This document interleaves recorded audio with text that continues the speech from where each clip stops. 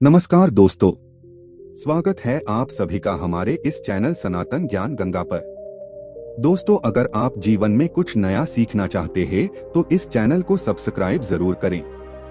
श्री शिवाय नमस्तुभ्यम। हर हर महादेव।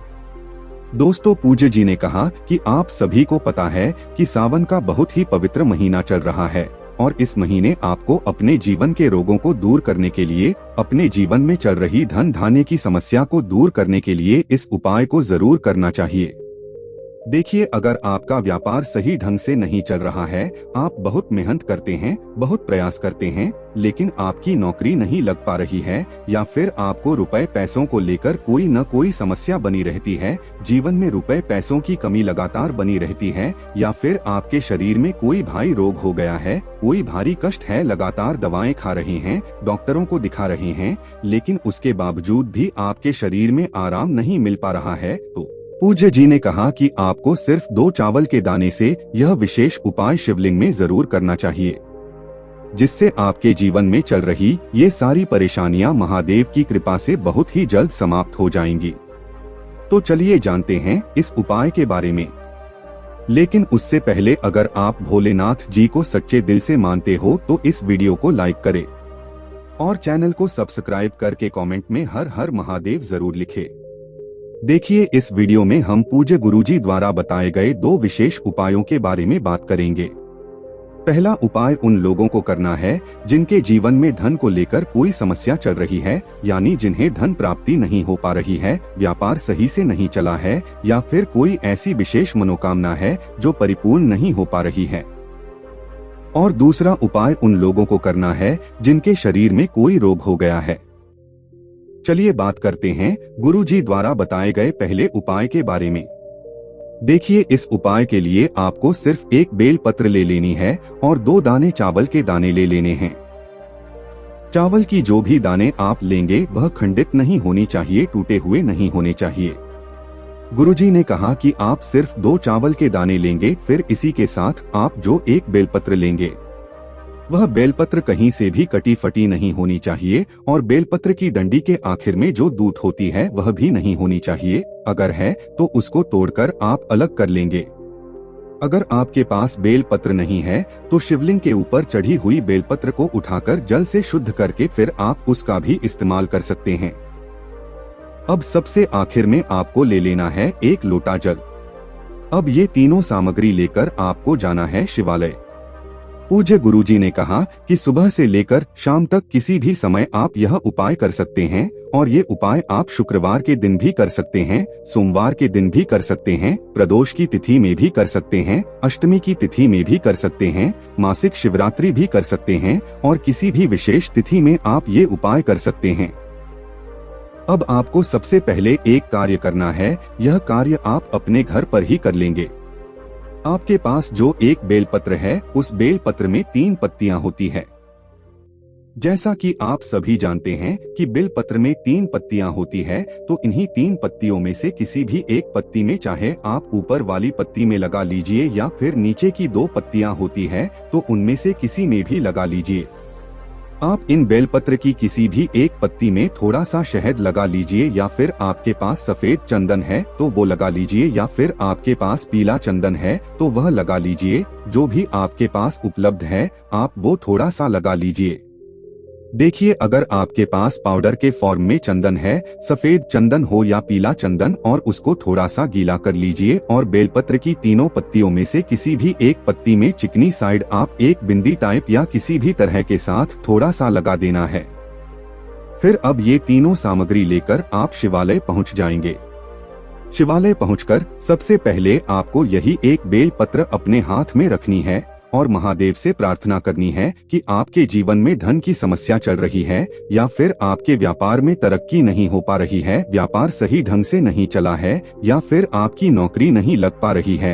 आप इतनी मेहनत कर रहे हैं, इतने प्रयास कर रहे हैं, लेकिन फिर भी कहीं न कहीं कोई चूक हो जाती है और आपको नौकरी प्राप्त नहीं हो पा रही है, या फिर आपकी कोई विशेष मनोकामना है, तो महादेव से उस मनोकामना को पूरा करने के लिए प्रार्थना कर लीजिए। फिर ये 1 बेल पत्र आप शिवलिंग जो पर समर्पित कर दीजिए। बेलपत्र की डंडी का हिस्सा आप अपनी तरफ रख देंगे और बेलपत्र की चिकनी साइड का हिस्सा शिवलिंग में टच करेगा। सामने जैसे बेलपत्र रखी गई है, ठीक ऐसे ही बेलपत्र आप शिवलिंग के ऊपर रख देंगे, यानी समर्पित कर देंगे। फिर इसके बाद आप जो 2 चावल के दाने लेकर गए हैं, उन दोनों चावल के दानों को शिवलिंग के ऊपर समर्पित कर देंगे और कम से कम 11 बार श्री शिवाय नमस्तुभ्यम मंत्र का स्मरण कर लेंगे।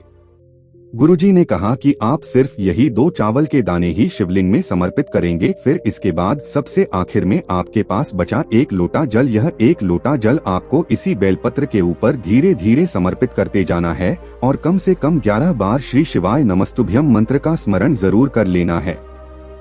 फिर इसके बाद वहीं शिवलिंग के सामने 1 या 2 मिनट बैठकर श्री शिवाय नमस्तुभ्यम मंत्र का स्मरण करते हुए और महादेव से अपनी वही मनोकामना फिर से बोलते हुए और फिर वापस अपने घर आ जाइए।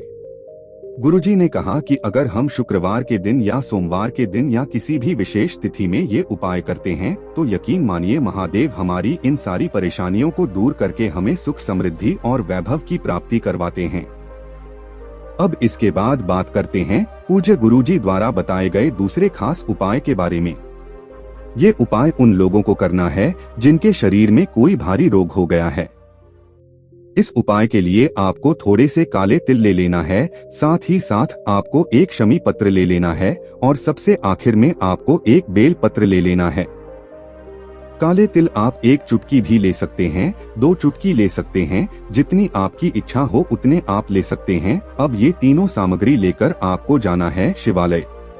पूज्य जी ने कहा कि ये उपाय आप महीने में 1 बार भी कर सकते हैं, हफ्ते में 1 बार भी कर सकते हैं, 6 महीने में भी या 2 महीने में भी 1 बार कर सकते हैं।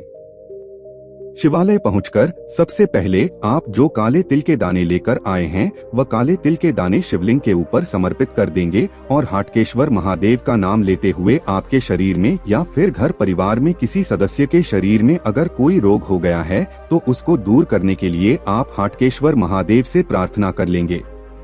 फिर इसके बाद जो आप शमी पत्र ले गए हैं वो इन्हीं काले तिल के दानों के ऊपर समर्पित कर देंगे और श्री शिवाय नमस्तुभ्यम मंत्र का स्मरण कर लेंगे।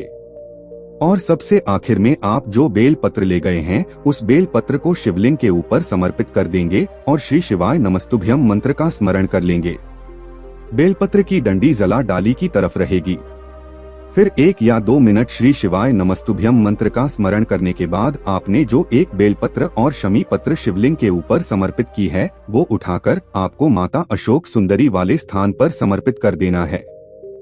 सामने आपको दिखाया जा रहा है, ठीक ऐसे ही माता सुंदरी वाले स्थान पर समर्पित कर देंगे और फिर उसके बाद आपने जो काले तिल के दाने शिवलिंग के ऊपर समर्पित किए हैं वो थोड़े से काले तिल के दाने आप महादेव से यानी हाटकेश्वर महादेव से औषधि स्वरूप मांग लेंगे। देखें आपको जितनी भी काले तिल के दाने मिल जाए 10, 15, 20 जितने भी बिताने मिल जाए उतने आप हाटकेश्वर महादेव से औषधि स्वरूप मांग ले और फिर ये काले तिल के दाने लेकर आपको अपने घर आ जाना है। अब आपको अगली सुबह से अगले दिन की सुबह से रोज सुबह कार्य करना है। इन काले तिल के दानों में से 2-2 काले तिल के दाने आपको लगातार 5 दिन या 7 दिन सेवन करना है, यानी आचमन करना है। 2-2 काले तिल के दानों का आचमन करिए, यानी इन को खाइए और फिर हाटकेश्वर महादेव से अपने रोग को दूर करने की प्रार्थना करते रहिए। गुरुजी ने कहा कि अगर हम कुछ दिन तक ये उपाय करते हैं तो हम यकीन दिलाते हैं कि आपके भारी से भारी रोग में आपको आराम जरूर मिलेगी। तो दोस्तों ये थे पूज्य जी द्वारा बताए गए 2 बहुत ही खास उपाय। दोस्तों आज के लिए बस इतना ही, मिलते हैं एक और ज्ञानवर्धक वीडियो के साथ। धन्यवाद।